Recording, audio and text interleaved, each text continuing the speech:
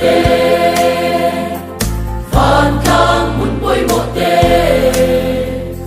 cần về lâu đình tươi xe cần tắt xa lệ sự phên môi tê cần muốn kêu khôi bê tranh tập bố nhà phải là hi lâu bôi một